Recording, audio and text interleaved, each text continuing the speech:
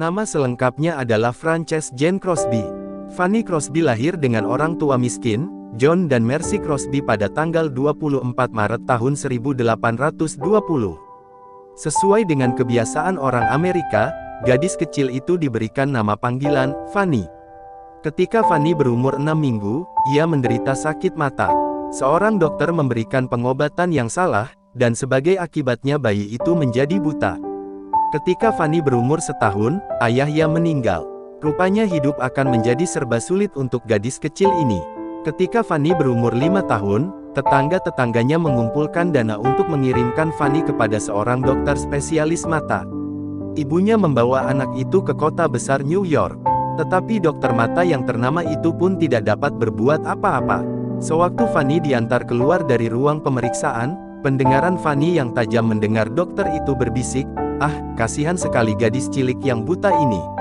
Pasti dokter itu tidak pernah membayangkan betapa indah, bahagia dan bergunanya hidup si gadis cilik buta itu kelak.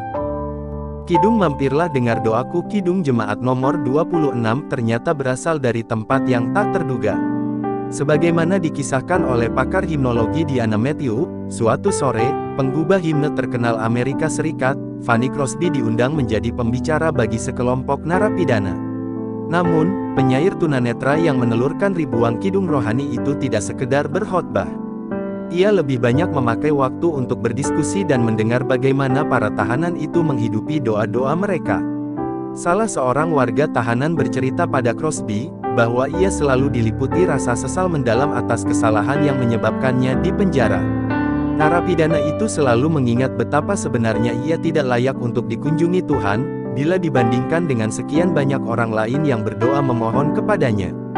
Namun ia tahu ia amat membutuhkan kehadiran Tuhan. Ia pun selalu berdoa, "Ya Juru Selamat yang baik, janganlah lewatkan aku pas minot, oh gentle Savior." Crosby begitu tersentuh dengan kerendahan hati dan kepasrahan dalam doa seperti itu. Kata-kata yang menjadi doa si tahanan itu tetap terngiang hingga ia pulang. Crosby kemudian merangkai 3 bait syair yang didasarkan pada doa tadi. Syair itu menggambarkan bagaimana seharusnya sikap seorang Kristiani saat berdoa. Menyeru, "Jangan lewatkan aku Tuhan, dengarlah seru tangisku yang amat rendah." Alih-alih merasa bahwa doa kita layak dan pasti diterima Tuhan, Crosby lewat syair ini mengajak orang untuk dengan penuh kepasrahan datang menghadap padanya. Menghempaskan diri dan harapan sepenuhnya pada rahmat Tuhan. Menyandingkan kerinduan bertemu Tuhan, sekaligus ketakutan yang besar jika lepas dari kasih-Nya.